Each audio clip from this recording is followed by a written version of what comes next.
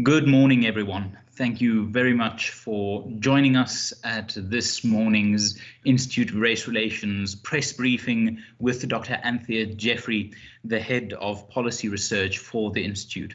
My name is Herman Pretorius. I am the deputy head of policy research at the Institute, and I will be chairing today's briefing, trying to keep control of all the technological levers of power, as it were, making sure everyone is muted, and some of my colleagues will assist me in that regard. So please do not take it personally if your mic is muted during the course of the briefing. It is just the easiest way to maintain some form of structure in these, pioneering times for briefings and meetings. Today's briefing has a very simple but a very important message. It might be simple, but it isn't light and it isn't easy. It is about keeping liberty alive. Through COVID-19 and beyond, South Africa has a rich history of fighting for liberty, especially South Africans, ordinary South Africans fighting for liberty in times when that liberty was either denied or under threat. And I hope you will all excuse me if I refer to an email I got a day or two ago upon sending out the notification of this morning's briefing to people in the hope of getting interest in our work and what Dr. Jeffery will discuss here today. This email touched me deeply, and it wasn't from anyone particularly famous or well-known. It was from an ordinary South African who relayed to me the difficult circumstances that they're going through. They plunged many of their savings, their life savings, into a business that is now being denied the liberty to operate. The knock-on effects psychologically on this person and her husband has been severe. It really deeply moved me, and it brought home to me that liberty is not an abstraction.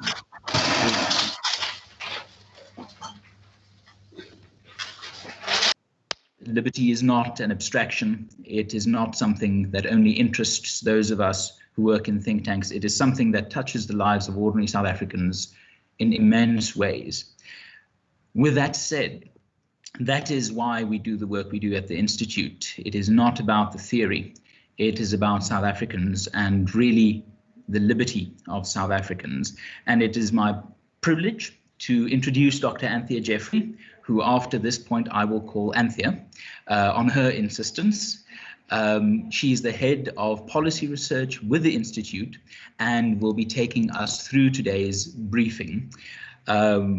The structure will be quite simple. After my rambling introductory remarks now, I will hand over to Anthea, and then after her presentation, I will open the floor to questions. Please use the chat function to indicate that you have a question to ask, and then I will get to the people who have alerted me to the fact that they want to ask a question. You can then ask that question by unmuting your mic.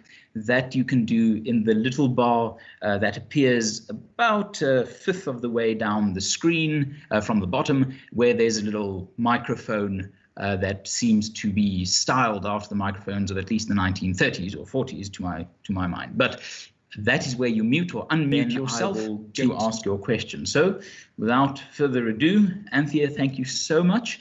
And the floor or the electronic floor is yours. Thank you, Herman. And I'd also like to welcome and say thank you to all the people who have joined this morning as we go into the 8th week of lockdown. And as we heard from President Cyril Ramaphosa last night, many parts of the country may move to level 3 at the end of May, but it seems that the major metropolitan areas, which are vital to the economy, will remain in hard lockdown beyond that. So what we're looking at really is a lockdown of many weeks, perhaps months, and it seems to me that it makes the challenge of keeping liberty alive all the more important and all the more vital that we should tackle it. So as I said, we're looking at a lockdown of indefinite duration. And there have been some scary predictions as to what this might mean from an economics point of view. The Treasury has predicted that GDP may decline by 16%. Business for South Africa thinks it might be 17% this year.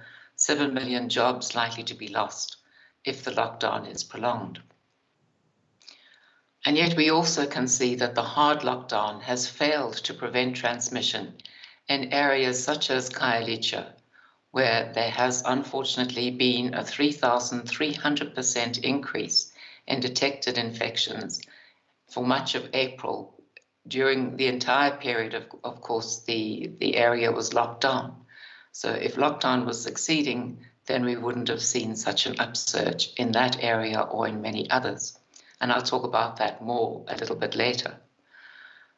Lockdown is equivalent, says Alex van den Heever, a health economist at Wits, to no intervention at all for millions of people. And he has in mind the sort of people who are living in Khayelitsha in the dreadful overcrowded conditions there.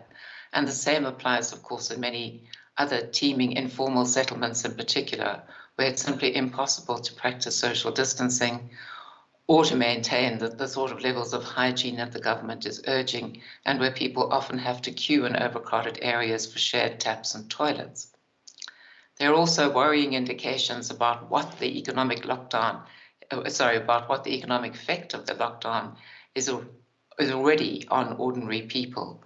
So a human sciences research poll conducted a couple of weeks ago found that 24% of all South Africans lacked the money to buy food. But so too did 55% of those in informal settlements and 2/3 of township residents, which speaks to an enormous degree of economic suffering already.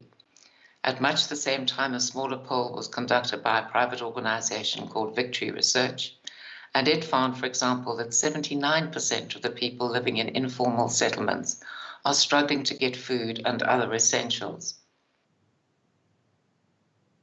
So in this situation where we can see economic damage of this kind, we also need to think about what is happening on the political front. How well are key political liberties being upheld?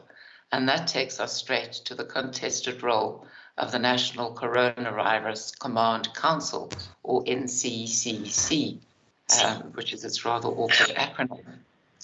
There's no clear constitutional authority for this command council, no reference to it in the Constitution, no legal authority for it in the Disaster Management Act.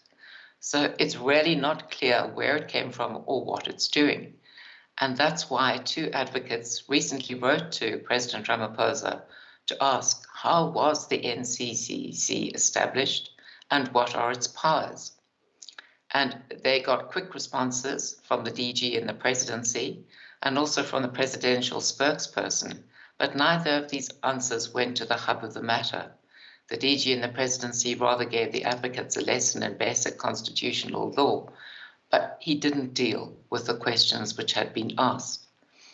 The presidential spokesperson, Kusile Diko, thereafter told the Financial Mail that the Command Council no longer has just 19 members, that it now has the same membership as the cabinet. In other words, 38 members who are ministers, plus the president and the deputy president, and is a coordinating structure of the cabinet, which makes recommendations to the cabinet. But if the NCCC is essentially the same as the cabinet, then it does raise the question of why should the cabinet bother to meet as the NCCC at all? And we have also heard from the president on 3 occasions that he was careful not to make any such statement last night, that it was the National Council that decided on the lockdown and twice on its extension. So that's one of the key questions we need to know: on what basis are decisions being made?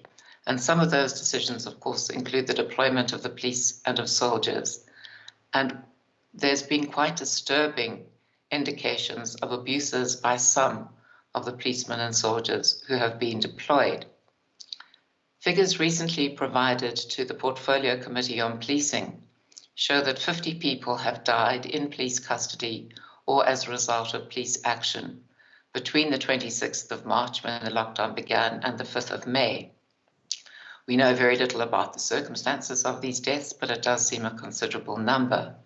And the United Nations Commissioner for Human Rights in South Africa has talked about a toxic lockdown culture in this country. We also know that one of the worst abuses took place in Alexandra on the 10th of April when Collins Khoza was beaten by soldiers and died of his injuries soon thereafter. The family is trying to seek an order from the Constitutional Court requiring that soldiers comply with the rules about minimum force, that they respect human dignity, that they avoid any kind of inhuman and excessive punishment. But the soldiers who were supposedly responsible for this beating have not been suspended, it seems, and that in itself seems an extraordinary dereliction. We know now that more than 73,000 SANDF members were deployed by Mr. Ramaphosa to the end of June. Not all of them will be putting boots on the ground and manning roadblocks and so on. The people who have been deployed include engineers and the medical service, so they'll also be helping with screening and the water supply. But undoubtedly, key part of their function is also to make sure that people obey the lockdown rules.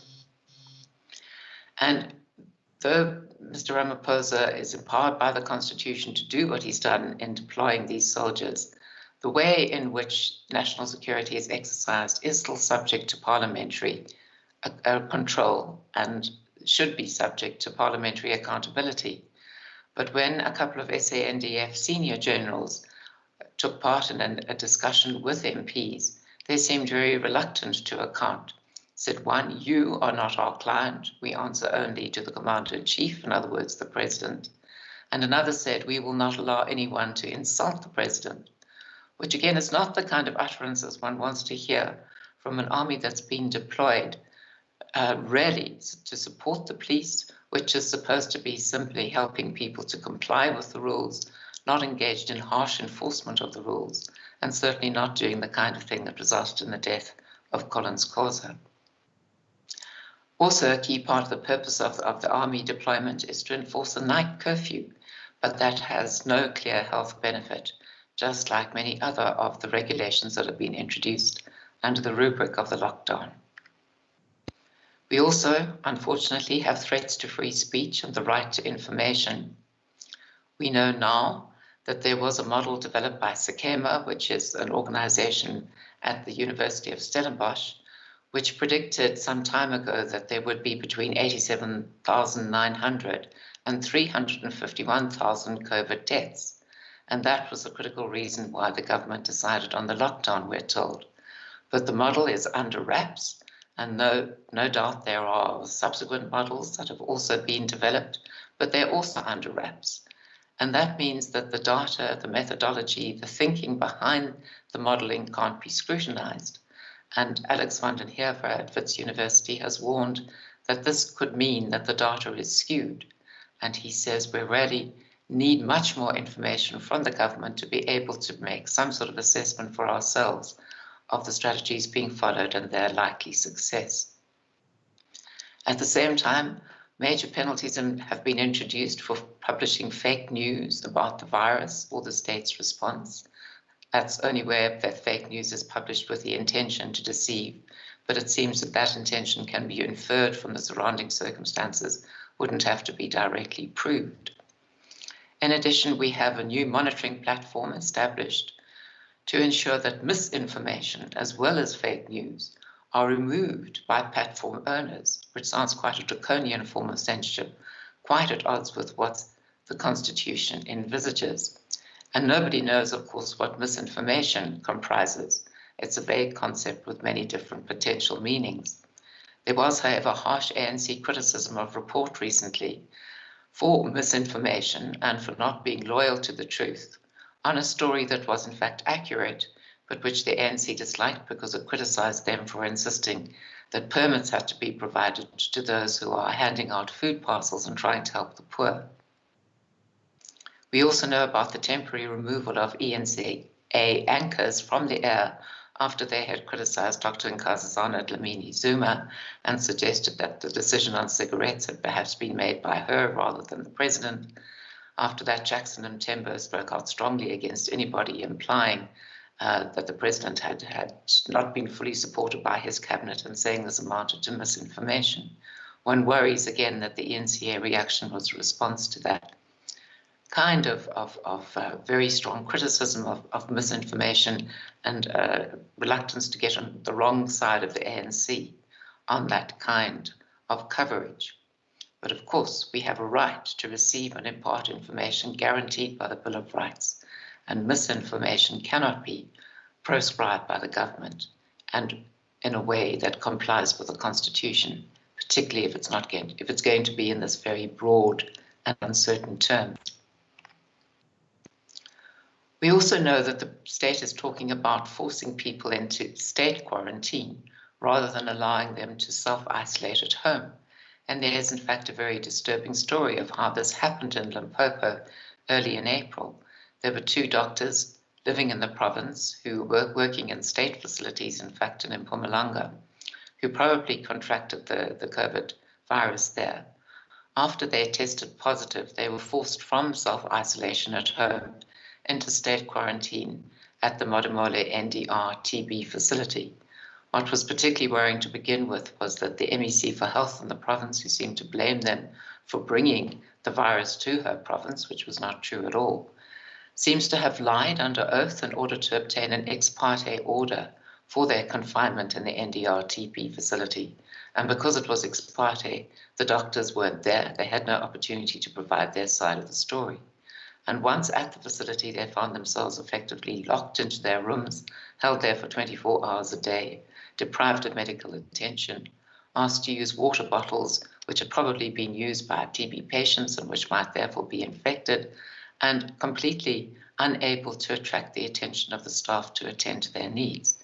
And it took SAMA, the South African Medical Association, going to court to reach a settlement which finally saw them allowed to return to their homes.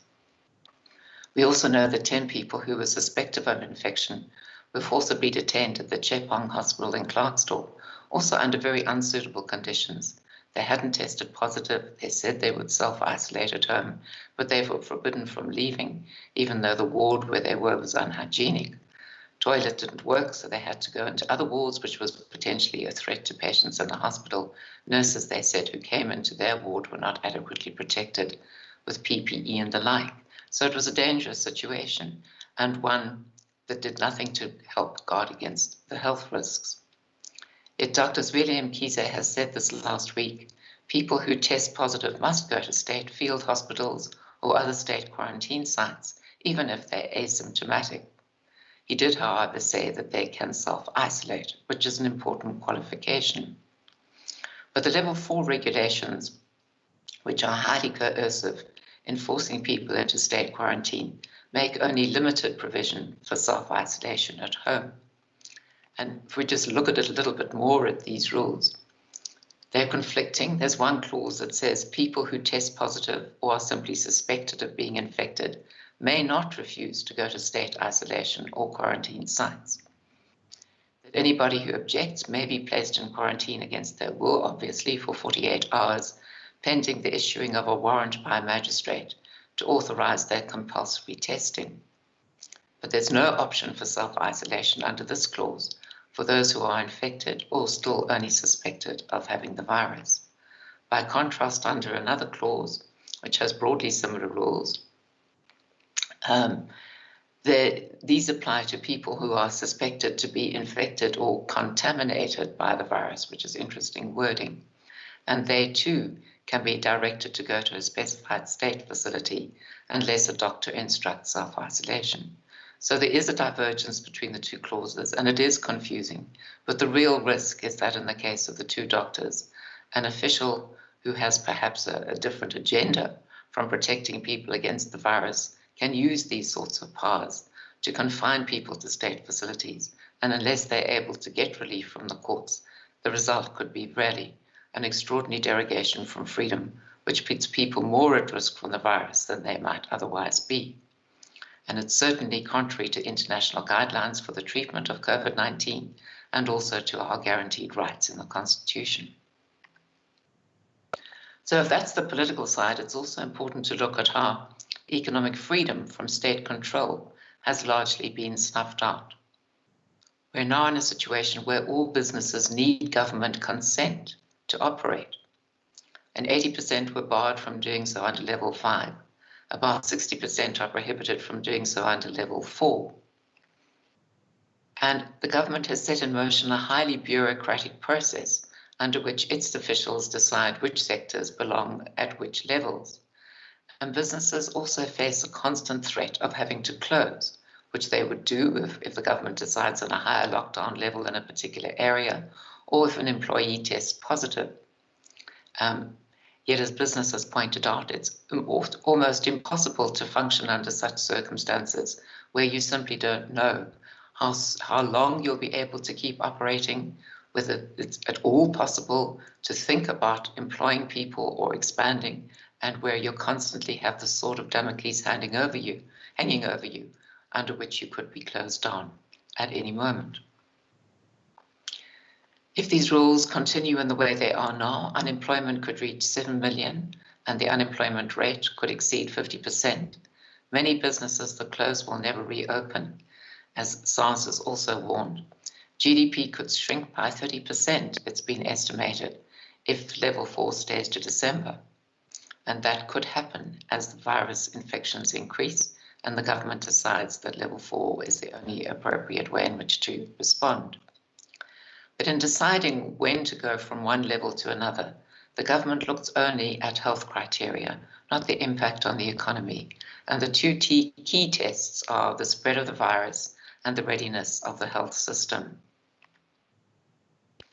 And the upshot is that millions of people who used to earn their own living are now dependent on the state for handouts. And these are generally small amounts. They can't alleviate the huge distress or the growing hunger, or the fact that people are increasingly at risk of losing their homes, other assets, and many of them, in fact, could find themselves going bankrupt. So freedoms have been very greatly restricted, but few, unfortunately, health gains have been achieved. And just to go back to one of the points I made earlier, even a level 5 lockdown cannot slow the transmission in crowded townships and informal settlements and so on. The R number, according to Alex van den Heever, is still above 1. It's at 1.2 and probably higher. We can't really tell for sure because we're doing too little testing. So each infected person is still infecting more than one other person. And so the virus will continue to spread.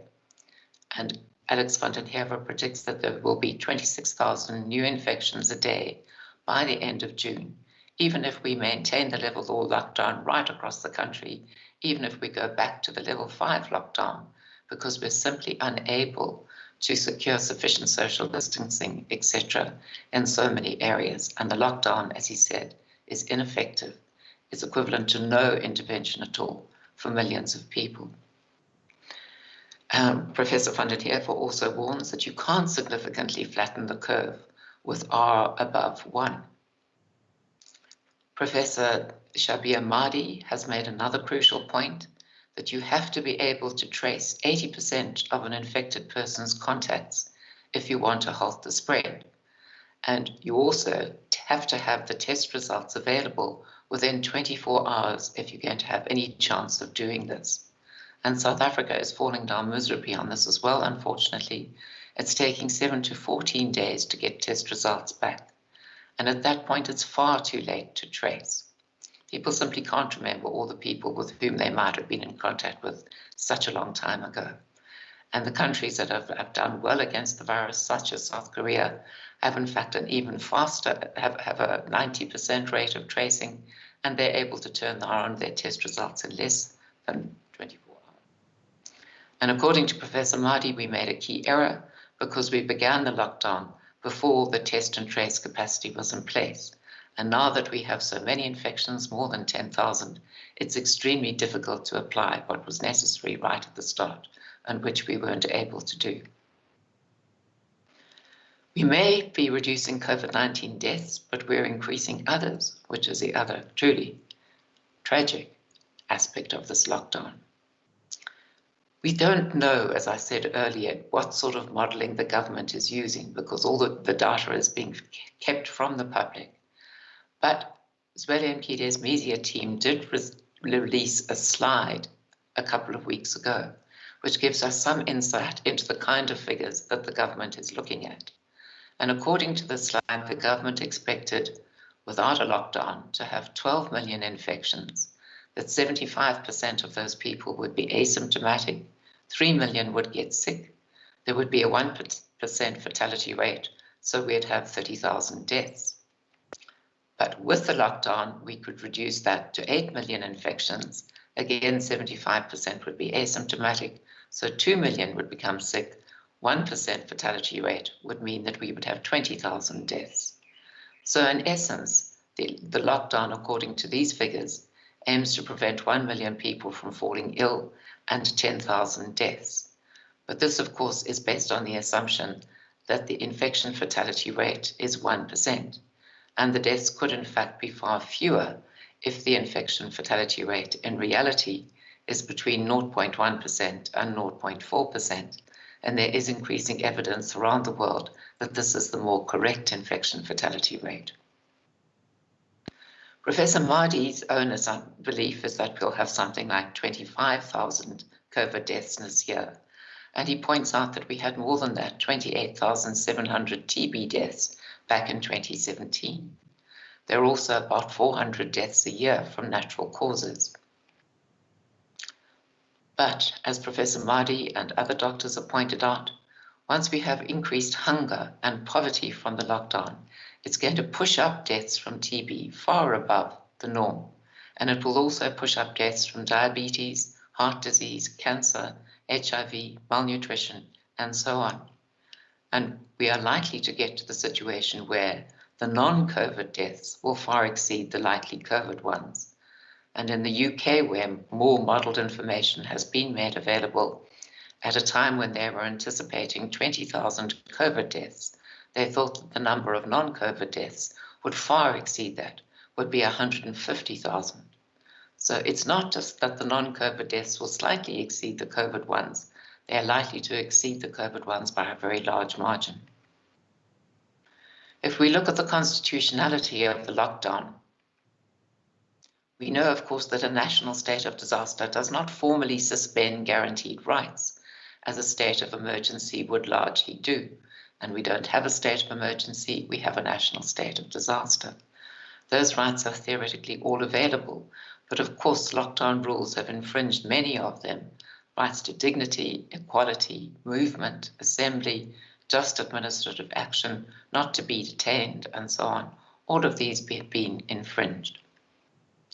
Derogations from guaranteed rights are of course permissible under Section 36 of the Bill of Rights, which says that rights can be limited in certain circumstances, but those derogations or limitations have to pass various tests, which are known in short as reflecting the proportionality concept. So key criteria are these. First of all, that the limitation must be reasonable and justifiable in an open and democratic society. Also, that it must be capable of meeting the state's key aims, which are to flatten the curve and bring down the death toll. You also have to consider whether less restrictive means to achieve those aims are available, in which case the more restrictive means should not be used. So, think to apply some of these tests to what is happening. I believe that it is important to challenge every unreasonable and unjustifiable rule. And many of the specific regulations would not pass the tests that I've just laid out, particularly the limitation of exercise to particular hours, which increases the risk of transmission, the prohibitions on cigarettes and alcohol, which have nothing to do with stopping the spread of the virus, and something as absurd as the rules applying to construction, that construction companies working on public sites can open now, but not those working on private sites, when the health risks of construction sites, whether public or private, are very much the same.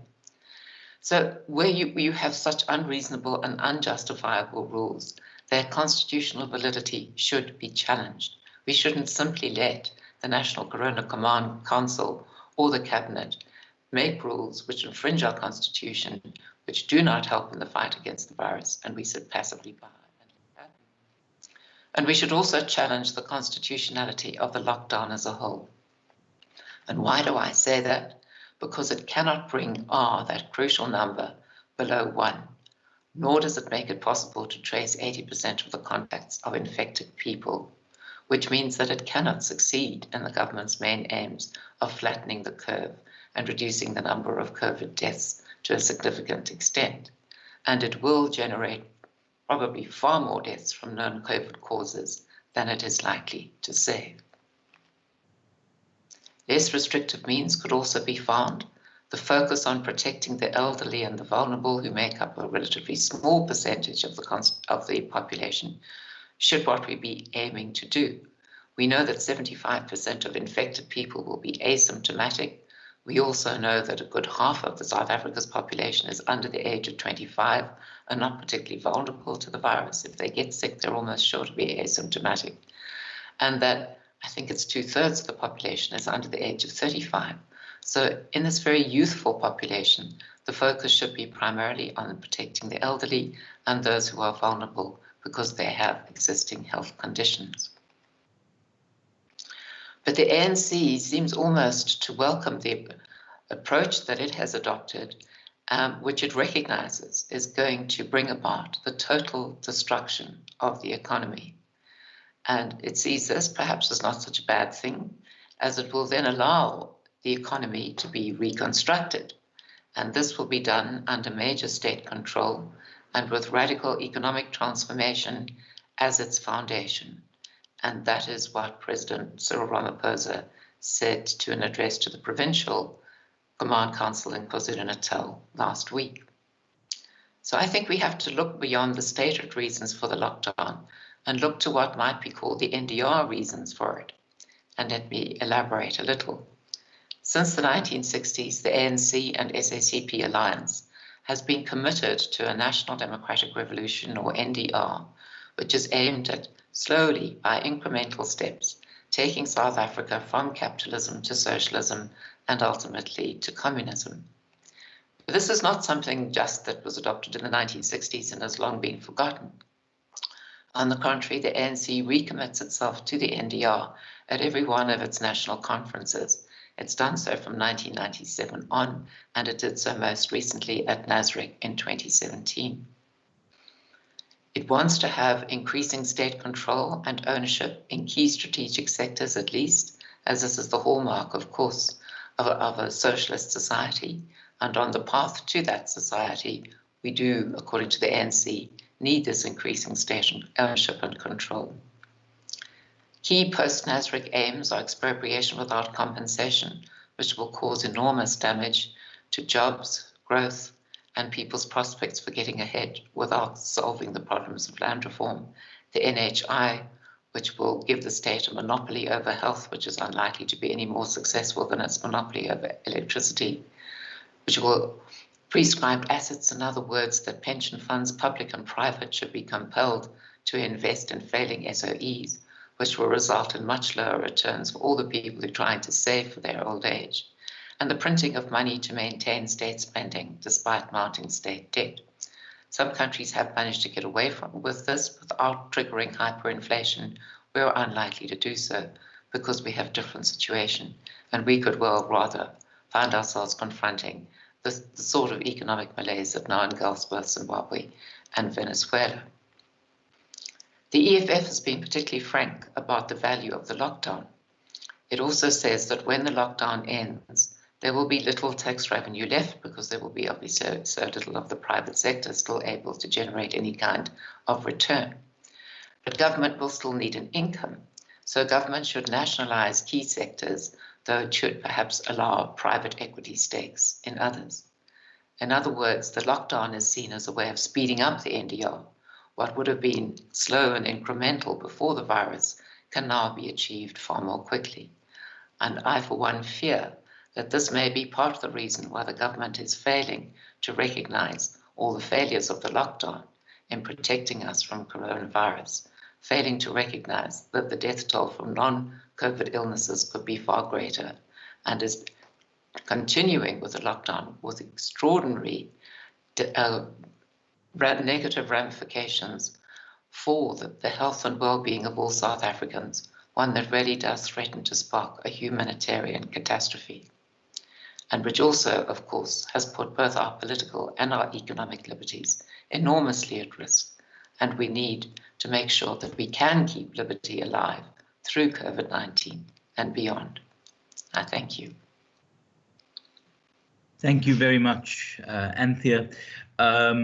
The first thing that I just want to tell everyone in the call, all journalists and anyone listening, that we will be publishing very soon, within the next hour or so, Dr. Jeffrey's, or excuse me, Anthea's report titled "Keeping Liberty Alive," on which formed the basis of this presentation. We will also be sending it to journalists as part of our press package a bit later in the day, to make sure that you have all the documents, information you need for any form of coverage you might embark on. Now, in terms of admin, if you take your mouse and you scroll over the lower portion of the screen area, there should appear a little gray bar in the middle of your screen with a red hang up button to the right of it, and then 2 buttons to the left of it. There's a speech bubble. That is the chat function. If you have a question to put to Dr. Jeffery, please just alert me to the fact that you have a question. You don't have to type the question in the chat function. It's just to alert my attention to the fact that someone has a question to ask of Dr. Jeffery, and then I will call on you and you can unmute yourself on that same bar and put your question to Dr. Jeffery. I have while people might be figuring out their questions and so on, I have a question that was sent to me personally that touches really on 2 things. Perhaps it's actually 2 separate questions. Someone's quite clearly taking a chance, but let's give them that chance. The first part of the question is with regard to the rule of law and the regulations. How is the rule of law affected by these regulations? Or put differently, do these regulations meet the rule of law criteria as we find them in Chapter 1 of the Constitution? And then a second question is the ideological points about the NDR. Why is this something that South Africans take seriously enough? And if not, perhaps why not? Thank you, Herman. Let me try. Right. On the first question, no, the regulations do not comply with the requirements of the rule of law. The essence of the rule of law, well, it has various dimensions. One, that there must be equality before the law, that there must be due process, and provisions regarding compulsory state quarantine wouldn't comply there. But the overall principle of the rule of law, too, is that laws must be certain and clear so that people can know what it is that they are allowed or prohibited from doing and can adjust their conduct accordingly. But these regulations are often extremely vague. I pointed to some of the inconsistencies on the state quarantine regulations, but that's just one example. And where you have law which is difficult to interpret, which could be interpreted by one official one way in a particular situation, and by a second official in a different way in another situation, when the two ought actually to be coming to the same conclusion because the rules clearly direct them to do that, then that inconsistency, that vagueness, is contrary to the rule of law. And the Constitutional Court has confirmed this. It has developed a doctrine against the vagueness of laws. It's one of the bases on which it struck down the statute reopening the land restitution claims process, because it said this wording is too vague and you could have exactly the situation, different interpretations by different officials when the rules should prevent that. So that's certainly a fundamental problem with the constitutionality of the rules, which I hadn't gone into, but it's fundamental. because under the founding values of our Constitution, the rule of law has supremacy, and anything which contradicts it cannot be accepted as valid. On the point about the NDR, I think that the threat is far too little understood and recognized by the people of South Africa. And I think that there are various reasons for that. Partly, perhaps, it's simply because, well, the Soviet Union collapsed 30 years ago, so why should we worry about communism now? Perhaps also because of the collapse of communism, and therefore we're no longer confronted with the enormous human suffering that it caused in the same way. A belief that, well, we can see the problems of capitalism and socialism might have something to offer.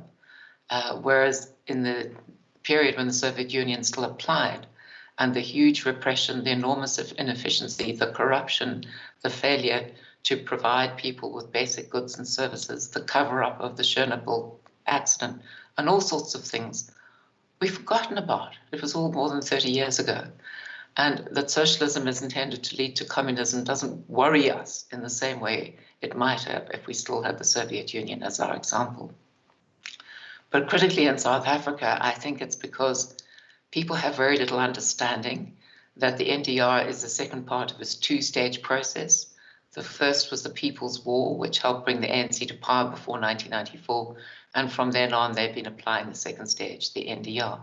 And the People's War was a ruthless strategy, which aimed primarily at destroying the ANC's black rivals in the black consciousness movement and in the Inkatha Freedom Party, so that it would have the sort of untrammeled power it now enjoys to implement the NDR in the period after 1994. And I think that one must question why the media did not give more attention to the many indications that the ANC was integrally involved in political violence at that period, and why, when the ANC overtly recommits itself to the NDR at every national conference, not more attention is given to what the NDR means, how it's being implemented, and the extent to which it explains, in fact, our gathering economic malaise, why we find it so hard to attract investment, generate growth, make sure that there are jobs for people, or even ensure that the state is efficient in going about what it does. Instead, some of the rules relevant to the NDR have helped to promote the high level of corruption and wastefulness, which now makes it so much more difficult to meet people's needs. Thank you very much, Anthea. I'm going to give about 10 seconds or so to any journalist to please alert me in the chat function to questions they would like to put up. Wonderful. Sipho Mabena has 2 questions, so I will immediately go to you. Sipho, please unmute yourself and feel free to put your question to Dr. Jeffery. Anthea.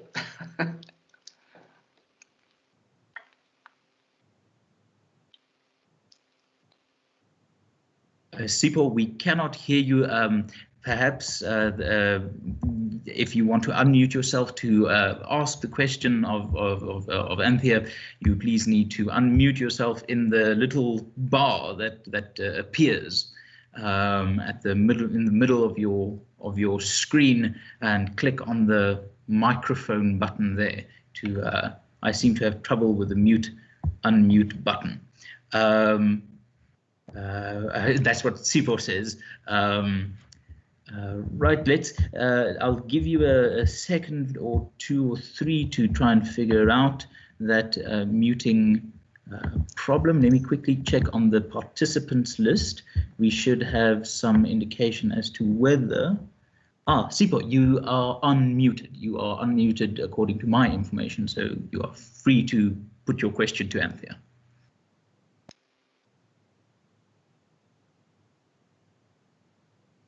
I seem to, this is now unfortunate. We seem to be having some problems with Sipho. Sipho, would you perhaps type your questions in the chat function? I know it's not ideal, but it might be at this point the best we can do. And while Sipho might be trying to figure out his technical challenge there or type his question, is there anyone else who would like to put a question to Anthea? Perhaps it would be useful if I give another few seconds for people to type, but also if you want to engage with Anthea or myself and you have trouble now, my cell phone number is in the Richard Aitken has typed a question. My cell phone number is in the press release. So please contact me in that regard if anything is a challenge, is an obstacle to you now. I have a question from Richard Aitken. Please comment on some of the dangerous comments about quotas in order to exclude non-South Africans from restaurants and the like. Anthea. Right. Yes, I'm afraid I haven't given much attention to that in the midst of all the COVID issues. But I have, of course, seen that the Minister of Employment and Labour, is thinking of introducing quotas of this kind. And I think that it is very unfortunate to do so. It's yet another aspect of government control over the way in which business operates. Many of those people probably have already acquired permanent residence in South Africa. We know from various studies that immigrants into the country bring great energy and initiative and hard work into our society. And it seems wrong to penalize them because of their citizenship, particularly, again, given our Constitution's focus on equality and that many of the rights available to people are available also to those who are permanent residents and not citizens. And the mere setting of quotas is also unfortunate in itself, because business then is tied up in yet more regulatory red tape, may battle to find people who fulfill the quota requirements, can be penalized, punished for not meeting the quotas.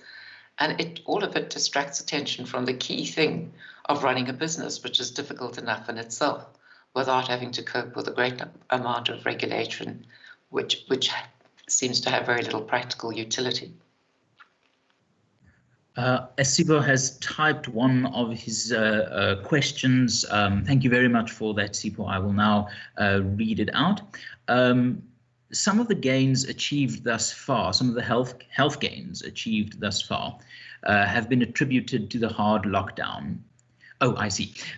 Much of the gains achieved thus far have been attributed to the hard lockdown, which came at the expense of some liberties. What other choices did the president have? And is there anything that can be done successfully to challenge the regulations? And is anybody doing something or anything about it? I think it's very uncertain that we have really made major gains through the hard lockdown. I'm aware that the president said this last night, but at the same time, I find it very important to pay heed to what Professor Alex van den Heerden has said, that we haven't brought the R number down. And so we're still going to see the rise of infections. What Professor Mahdi said, that we haven't managed to track and treat, to test and trace as we should have done, which also means we're now incapable of controlling the spread of the virus. What else could have been done? Well, one idea that I indicated earlier was to concentrate on protecting the most vulnerable, because the great majority of South Africans, if they do contract the virus, will either be asymptomatic or will have only mild symptoms. And there are other approaches that are evident around the world. Sweden, for example, has completely avoided locking down, and its death rate is diminishing now. It believes that it has kept the virus under control right through this period, that it never intensified in the way that, for example, the Imperial College model predicted that it would do, that it always had more than enough capacity in the health system to cope with the cases that came up, and that this was achieved really just by asking people to be adult and sensible about social distancing, hygiene, and so on.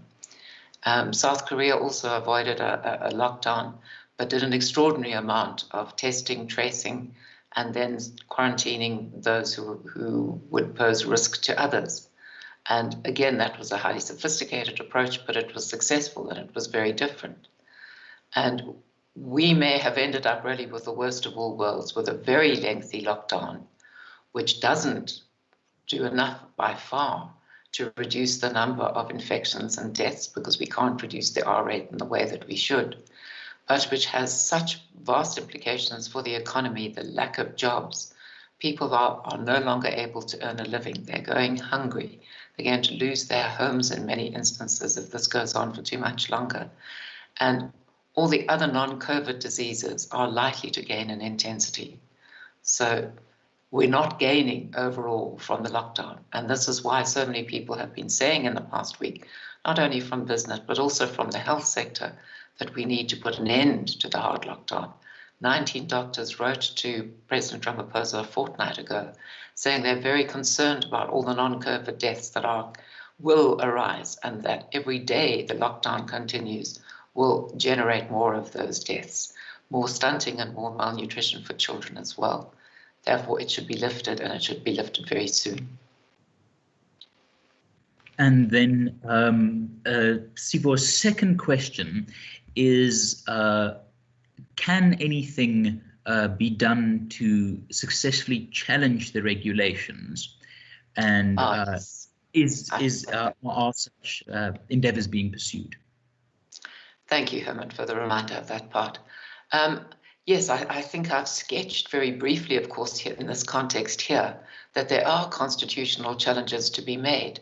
There are also challenges to be brought under the National Disaster Act, under which, for example, whatever is done has to be necessary to deal with the disaster. But many of the regulations are not necessary. And things like they're having to exercise for 3 hours, which simply increases the risk that people will be bunched together and the virus could spread. The differential rules that apply to construction sites, for example, are clearly not necessary. So that's one basis on which these regulations should be challenged. If it's not necessary to deal with a disaster, then it is ultra vires or beyond the powers conferred on ministers by the Disaster Management Act. Secondly, there are all the constitutional issues, that many of the rules and regulations are not reasonable and justifiable, that they are incapable of meeting the government's purpose, that there are less restrictive means available to attain that purpose. And that test, the proportionality test, can be applied again to many of the specific restrictions, but also to the lockdown as a whole, the constitutionality of which could certainly be challenged. If the National Corona Control Council, if I got it right, NCCC, is the one that made the decisions on lockdown and then on the 2 extensions to the lockdown we've had so far, then that is also unconstitutional, it seems, because it's very difficult to imagine that the NCCC has any authority to have made those decisions. So all those sorts of challenges are there. Is anybody planning to do it? I don't know. There were the advocates who wrote to Cyril Ramaphosa did ask him to respond to their further concerns by a particular time. Whether they are planning to institute action, I'm afraid I haven't had time to even try and find out. Perhaps also notable is that Lawson Naidu of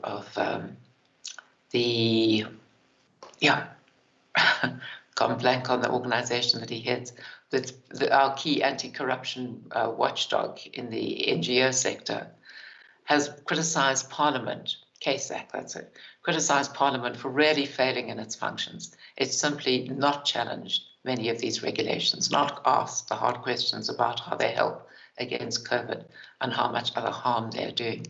And he too said it might be necessary to turn to the courts for relief, as we did in the state capture days, but perhaps that indicates that CASAC may be thinking of court action, but I don't know. If I might add something to an answer by Anthea, in terms of the alternative approaches, one of the real frustrations for, I think, many of my colleagues at the IRR has been the binary nature of the debate, that you either have to be in favor of the lockdown approach of the government, or you have to be in favor of treating the virus not seriously, as something that should frankly be ignored, and if people die, let them die. Both of those approaches, I think, leave much to be desired.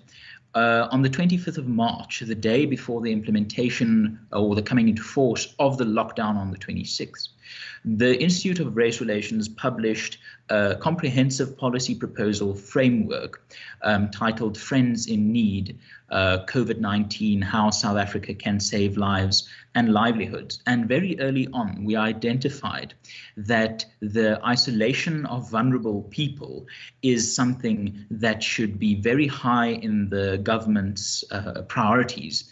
And tragically, our advice was not followed early on.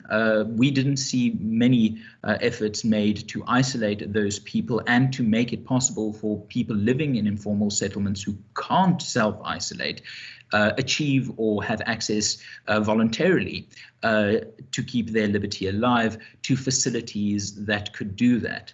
The problem we face now is that these alternatives are not even being really explored by the government. Everything seems to be managed by a centralized government, centralized control, ideological standpoint. And that's, I think, where Anthea's point on the NDR becomes a very powerful one to consider. So when we want to approach this virus, we need to be clear that South Africa is essentially between two killers, a pandemic on the one hand and poverty on the other. We need to save lives and livelihoods. And I think, as Anthea explained brilliantly, the hard lockdown has a very tenuous claim to having protected either of those. And in fact, the opposite, that it might actively have harmed and continue to harm lives with regards to other diseases going untreated or inadequately treated, and livelihoods, the economic consequences. I think that case becomes ever stronger. Another question from Sipho, and I think a second last one in terms of time. The narrative has been that law enforcement agencies were harsh in predominantly poor and black areas, while appearing to be lenient and soft in mainly rich white areas. What do you think this perception could do to the project of social cohesion? Well, certainly if there's differential treatment in different areas, then this can generate a great deal of dismay, if not anger and hostility. So it's difficult for me, I'm afraid, to assess how much that has been true.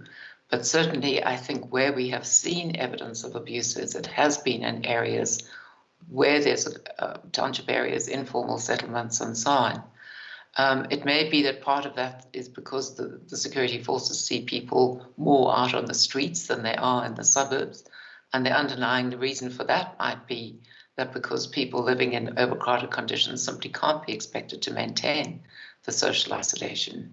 Nobody can be expected to shelter in a shack with 5 or 6 other people throughout the day. So naturally, people will come out into the street. If that is then seen as a challenge to the security forces, that is equated to insulting the president, as one of the generals talking to the MPs indicated, then you're likely, unfortunately, to get too harsh a reaction from security forces, who have also been told by President Ramaphosa that their job, they're there to help the people comply. And I think perhaps this is something that Herman could elaborate on, they don't really have a lot of options available to them in terms of the equipment that they have and the kind of response that they can make. If you could just elaborate on that, Herman, I'd appreciate it. Of course.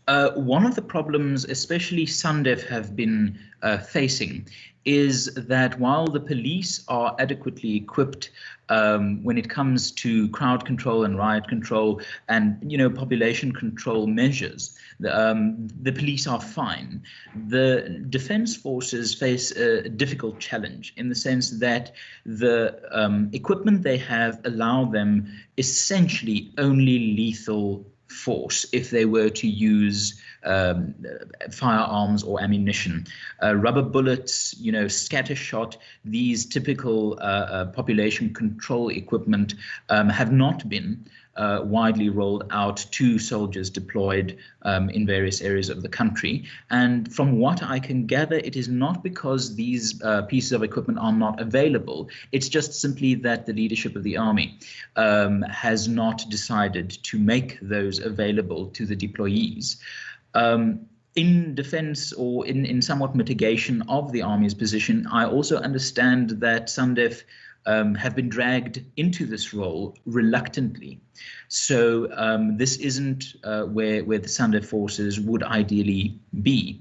But the problem with having insufficient equipment such as rubber bullets and scattershot and tear gas and those kind of things is that you essentially only have lethal force, humiliating physical force, or the attempt to convince people to follow the orders you are giving them. Now, this leaves many soldiers, I think, tragically unprepared and might be one of the very significant contributing factors to dangerous escalations in the Army's handling of these incidents. It should also be noted that the soldiers being deployed to various areas are not soldiers intended to be from those areas. The army the defense forces do try to deploy soldiers to areas where the soldiers are not originally from. But we must understand that the people who are mainly deployed to this role from the defense forces to townships are from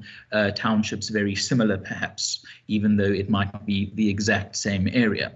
So when we see these kind of treatments, it is not dissimilar from forms of community justice that we see in general when communities take the law into their own hands. So it might be a problem that it is a cultural distrust in law enforcement authorities that have left these communities and soldiers from these communities quite vulnerable to unnecessarily escalating confrontational circumstances. And I think that might be a contributing factor as to why we have seen some discrepancy in the intensity or the nature of the treatment by these forces and the communities in which they were stationed. I have a final question for you, Anthea. In 2021, South Africa will have municipal elections. In the previous 2016 municipal elections, the ANC only achieved 54% on, I think, the proportional ballots, which are the best indication of broader support. Is the ANC not concerned that they may be severely punished in the coming election, since many people will lose their livelihoods during the strict lockdown? Yes, one would think it would be a question that would be exercising the minds of the ANC.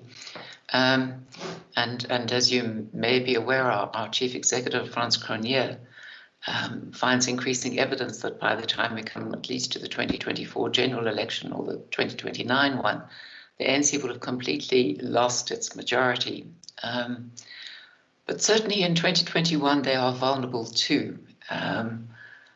They also have reason to be fearful, perhaps based on the results of the last general election in 2019, where the majority at the national level in the National Assembly came back down to 57%. But that 57% was gained effectively with the votes of only about 10 million people. And in broad terms, there were double that number of people who chose not to vote at all. So 10 million voted for the ANC and 20 million stayed away from the polls, either because they never bothered to register or because, having registered, they didn't bother to vote. And many, I think, of those people may feel that they are punishing the ANC by not going out to vote. Unfortunately, it does, in fact, make it easier for the ANC still to win. And the 57% majority sounds quite impressive until you drill down and recognize that it came with the support of 10 million people and 20 million people decided not to vote rather than vote for the ANC or any other party. So I think they are vulnerable. If anger grows around the lockdown, then they may again be even more vulnerable in 2021. So much will depend on the sort of messaging, of course, that the ANC sends out. And we can see, I think, already that the various claims are going to be made. First, that the lockdown has been enormously successful. And the evidence from the health economists like Alex van den Heever, the vaccinologists like Professor Mahdi, is going to be simply left out of account. So unless you're reading that from some independent source, you won't be aware that there is actually a major criticism of the lockdown's efficacy from experts who caution that it should instead be lifted. The ANC will also say, well, the key reason is that we had so many poor areas and such a halting health service before the virus hit, and that's not our fault.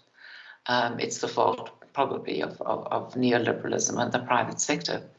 But of course, that's not true at all either, because when this economy came out of apartheid in 1994, there was such an upsurge of goodwill within the country, all around the world, for the new order, and so many strengths that the country had, that we could actually at that point have gone for 5 or 6% economic growth and maintained it for decades, which would have seen people move out of these appalling living circumstances in which they are now, having jobs which are well paid, being able to take care of their own needs, having good education for themselves and also for their children.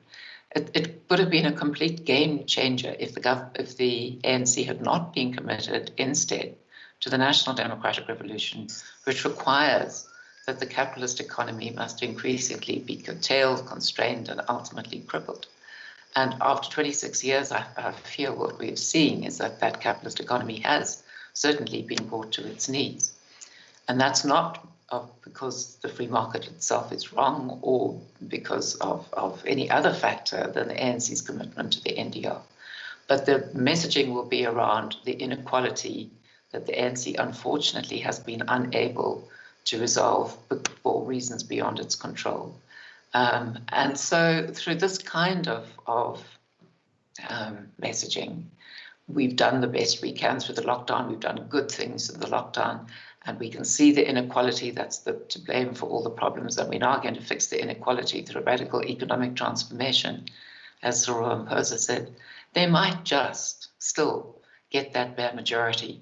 And it might, again, unfortunately, be based on many people staying away from the poll, and generally people do take local government elections less seriously, but a small group still remaining loyal to the ANC. And that might also be out of fear that they could lose their social grants, the opportunity to take part in the public works programs and so on, if they're not shown to be loyal to the ANC. So on all sort of objective factors, this should result in a massive vote against the ANC.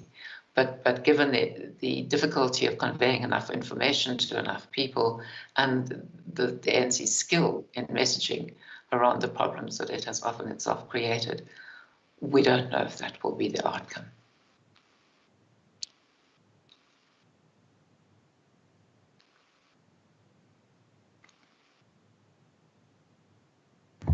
Apologies, I tried talking with a muted microphone and then struggled for a few seconds to fix that. Thank you very much, everyone, for attending this morning's briefing. We have unfortunately run out of time. In fact, we've run over time a bit. I do apologize for that. The problem is when these questions and answers become very interesting, I feel almost morally bound to listen and learn, and it has been a fascinating discussion. Dr. Jeffery, Anthea, thank you so much for your time this morning. Thank you very much for all our journalists, our friends who have joined in on YouTube. Dr. Jeffery's report has been uploaded onto the IRR website under the reports tab. It will be included in the press package we will be sending out shortly. I would also like to just fix attention on the other reports that the IRR has been publishing, from Friends in Need to Lifting the Lockdown Now to Keeping Liberty Alive. These really form part of a significant contribution to the broader discussion on how South Africa can really face this crisis and how we can ensure that we protect lives and livelihoods. I want to thank the thousands of friends of the IRR whose monthly donations make it possible for us to do what we do, to fight the battle of ideas, and to make sure that liberty has a voice, and that we can give the best effort possible to keeping liberty alive. Thank you very much, and have a lovely day further. Thank you, Herman.